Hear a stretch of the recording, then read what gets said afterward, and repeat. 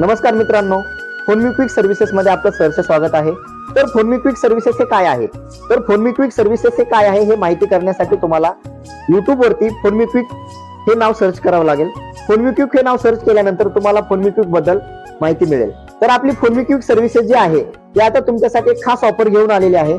घर बसल्या तुम्ही फक्त आणि फक्त 120 रुपयांमध्ये बीपी, शुगर आणि वजन या तिन्ही गोष्टी तपासू शकता घर बसल्या, अगदी तेही एका कॉलवर।